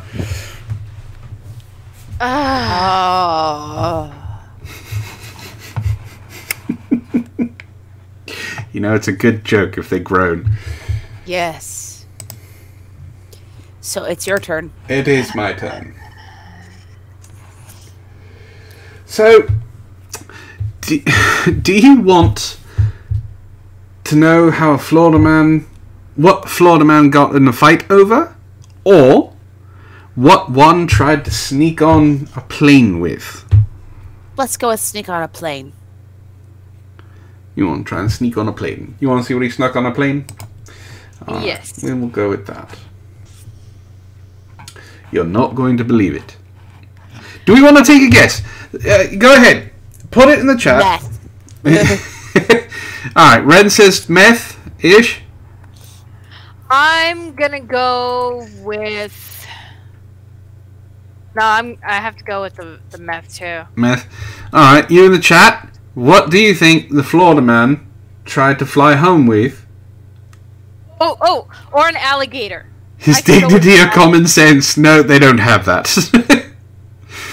I'm gonna go with an alligator. An alligator. So we have meth and alligator, dignity and common sense, a pile of rabid squirrels, a giant dildo. These are all really good guesses and probably have happened. I want to know why we're not covering those stories. Because I haven't found them. Pot brownies. Get on it. An orange tree. Alright, you all are close, but at the same time so far away, because we all could see Florida men doing that. But I never bet you would think he would try this. Florida man tries to fly home with RPG in checked bag. Yeah, no, that one I would not have guessed. Yeah. Why? Florida man tried to fly home with a rocket launcher. I'm impressed. He tried to. Okay. That's a new one. We need to write that one down somewhere. Yeah. So transportation security, the TSA Officers at Pennsylvania's Lehigh Valley International Airport received an unusual surprise Monday when luggage belonging to a man flying home to Florida set off an alarm as it went through the checked bag security. I wonder why. I don't know. Further inspection by TSA officers of the offending baggage revealed a disassembled rocket-propelled grenade, a familiar adversarial weapon encountered by many veterans of the wars in Iraq and Afghanistan. The St. Augustine, Florida man was subsequently taken into a confined inspection area where they were checking to see if he had anything else on him. Where he told airport security he was under the impression he could bring the checked RPG on the plane. Who gave him that impression? It was disassembled. Ah, okay. This article does give the reason why, though. Because Florida man. That's the reason. Because it's Florida man. Yeah. It's a Florida man. Not wrong. Personal items such as deodorant, hairspray, nail polish, perfume, and certain medicines are permitted in baggage in limited quantities, United Airlines baggage policy states. For some inexplicable reason, RPGs were left off of the list of permitted items. But when has anything illegal ever deterred the one they call Florida man? Again, this is a very important question. Deodorant, rocket-propelled grenades. What's the difference? Florida man likely pondered deeply before heading to the airport. Detailed inspection. There was no ammo. No. That little doohickey at the end. That's the grenade.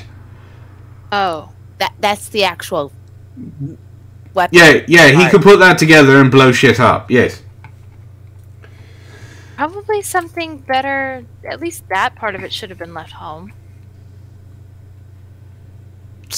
Aside from the rest of the rocket launcher. You don't need a rocket launcher at the airport. Well, if it's like a souvenir or something that you've picked up at like a gun show or something, as long as it's not going to actually be put together and thus used, I don't see a problem. Honestly. This is why most people mail stuff they get from gun shows home. Post. Well, I can with this next part, I can see why he thought it was okay. Detailed inspection of the weapon itself revealed the launcher was fortunately not in working order. The report said, and the grenade, yes, there was a grenade in the bag, was in fact a realistic replica. Okay, so he didn't actually have a weapon. The items were confiscated by security, and miraculously, officials then made sure Florida man was able to catch his flight. Sans rocket launcher. Can't help but perceive this as an insult to anyone who has ever missed a flight for even a moderately valid reason. Security line take too long, misplaced your boarding pass, struggling to get your bag under the weight requirement, car rental shuttle not show up on time, sorry, you're SOL. Get stopped with a dud RPG in your check bag, let's make sure you get where you're going. Get to your gate, sir, as fast as fucking possible. Why else? He's a nut job who was carrying an RPG. Yeah. Who else but Florida man? Get him the fuck out. Just go, so you never have to come back. Yeknomeno says, Florida man is the hero we never asked for, but needed as a measuring stick for rock bottom. Not wrong. And then adds, the TSA don't care if it's real, they'll make you a human-sized wind tunnel anyway. Yeah. Alright, and then Wren, darling, you get the last story of the evening. Fruitarian man swears by drinking a pint of old urine each day to feel amazing. Oh, God.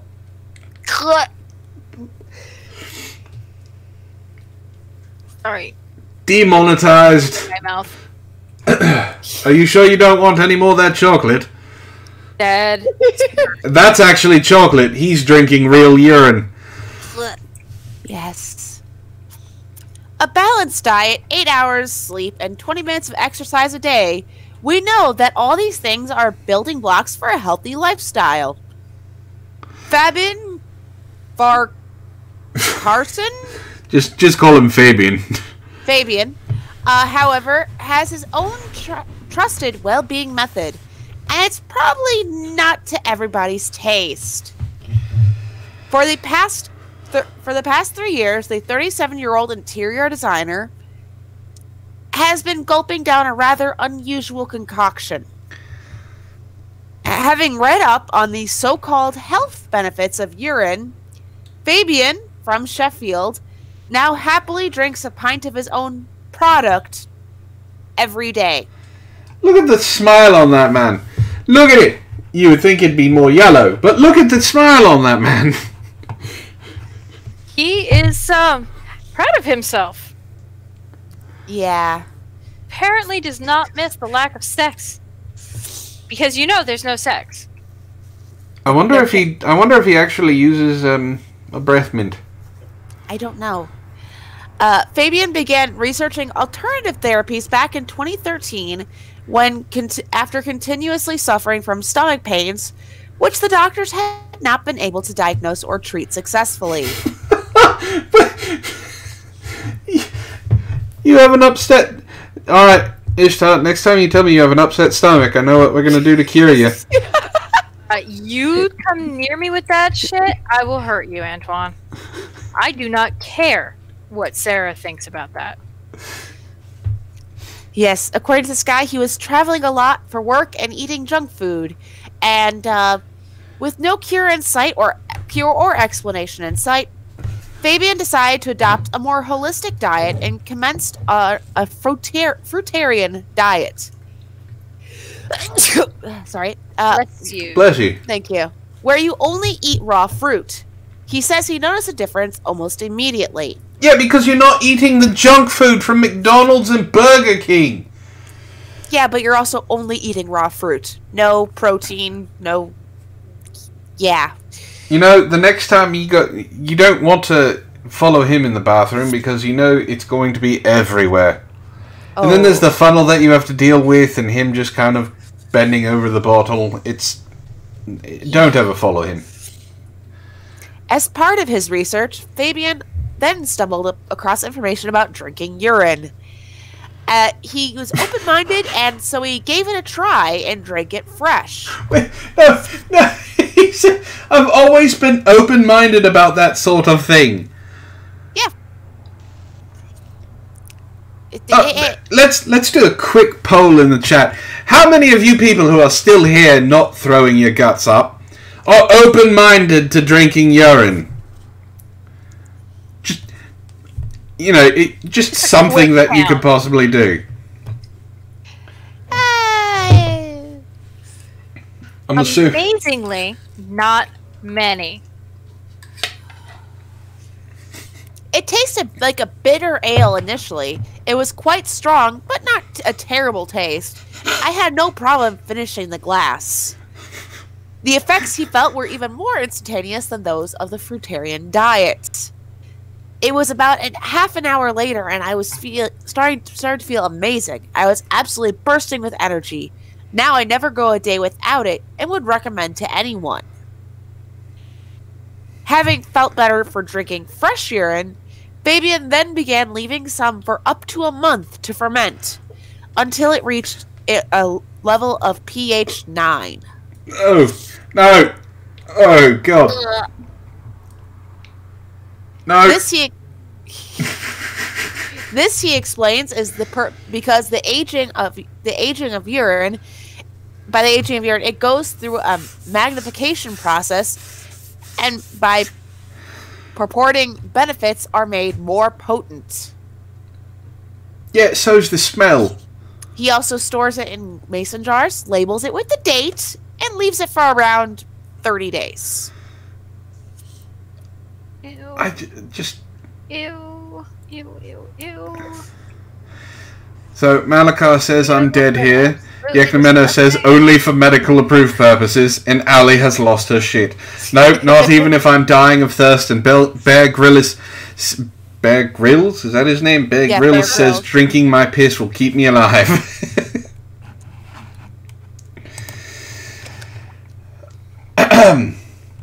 Disgusting. Yeah. Why do you do this to us, Wren? It's called cringe. Now, we have one... I do. I want to cover this last one that we did not get to talk about. And it's going to be... I mean, after talking about drinking urine, this one is just... I mean, it's par for the course, really. Is it? Woman covers her face in period blood to show they're beautiful and powerful. Sorry. Demetra Nix wants to encourage other my mouth a little. wants to encourage other women to love their periods and stop being ashamed and embarrassed by them. Zero Gold says that drinking urine tastes better than Coors Light. I wouldn't know. I don't drink beer. I want to know how Yaknomeno knows that. No, not yet. Zero Gold says that. Zero Gold knows that. Demetra Nix spent years hiding her periods from boyfriends and being extremely embarrassed every time she came on. Why? I don't know. Most men know you have them. They assume that there's that time of the month where they plan a lot of I'm outside the house. Yeah. Yeah, unfortunately, Medica Fembot, you came in at the perfect time. But when a change in her contraception meant she had to start keeping a closer eye on her cycle, because they were using the pull-out method, she started seeing things very differently. She grew to love her time of the month, saying it's beautiful and powerful, and wanted to share her new appreciation with women around the world. She started by collecting her blood, and one day had an impulse to smear it across her face and share photos online. She said, "We hold so much shame in our bodies, and most of us do not realize it until we intentionally explore it. Our periods are an incredibly magical time of the month that holds immense power.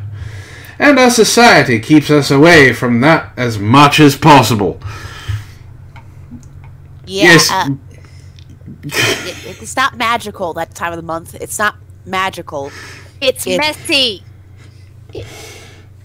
I'm endlessly fascinated by my body and its patterns. Many people talk about their parts of the cycle being like the seasons. Really quickly, ladies, do you talk about your time of the month as being part of the seasons? Does season of the bitch count? Yes, actually. My favorite description for it is the blood moon is rising, and the bloody empress sits on her red throne.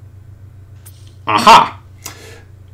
With the energy of ovulation being like summer, see, she means the actual seasons, and the energy of menstruation being like winter. I think that's generally true, but I've also found it's very individual. See, this fucking biohazard that she has smeared all over her face, and sprinkled all over the floor. Medic Fembot says this girl's mom let her play with her poo and pee as a pastime as a child. Probably. Most likely. Sharing pictures of blood on my face and body was just an impulse. I was creating a series to help women connect with their menstrual cycle. I'm pretty sure women are connected with their menstrual cycle. It's part of them. Yeah, I'm pretty much connected with mine. Wren, how about you? Yeah, it happens every month. It's there. I kind of worry when it's not. Antihero says, I mean, it is powerful. Not a whole lot else in this world repels 92% of the male half of the species quite the way that Shark Week does. Accurate. that is accurate. We can also... Men are children. connect with their menstrual cycle, and I thought it would be fun. She thought it would be fun to smear blood all over her face. We can also do things like paint with it, or pour it into the earth. I believe it's a beautiful thing to get comfortable with touching your own blood. So, this woman is a serial killer. She just hasn't killed anyone that we know of yet. Opal? No, we all know Opal is a serial killer. This woman was just making the assumption. And even Opal wouldn't do this. There is a tremendous amount of power in learning that we can experience pleasure from the parts of our bodies we deem in society as disgusting. Listen, woman. Insane thought. It is disgusting because it's a biohazard. Yeah. And Ish, I'm positive Opal wouldn't do this. She'd rather play with someone else's blood, not her own. What? If we can love the unlovable, all of life opens up to us. We spend a lot of time learning to control our bodies. Instead, I believe in learning from our bodies. My blood to me has become fun, beautiful and powerful, and playing with it brings me closer to myself. And your boyfriend is slowly walking out the apartment, never to return. Yeah, she has crazy eyes. Well, no, he saw her playing with period blood, and he went, and no. Oh, there's more. No. Demetra, who lives in Los Angeles and works as a sex coach, of course she does, had her first period when she was 12. Throughout her teens, she was embarrassed about them and viewed them as disgusting. She would hide them from boyfriends and was always paranoid the blood would leak through her clothes or onto her sheets. Congratulations, she's every woman in existence. Yeah, we all worry about if it's going to leak in public. I thought that was, how much you want to bet she's a free bleeder? Ew. After having the IUD fitted when she was 20, Demetra's periods became extremely painful. It was then she had it removed and went back to using condoms that she discovered her new love for her periods. Demetra said, "My period was never painful before my IUD, so the pain didn't bother me during my teenage years. I was simultaneously embarrassed and fascinated by my period. I felt apologetic about it a lot and tried to hide it from my boyfriends." How much more is there? Oh, good God. That is a lot. To sum up this story, this bitch Became one with herself. This bitch be crazy. Yeah, just this image right here is just the blood leaking down her inner thigh. Just gross.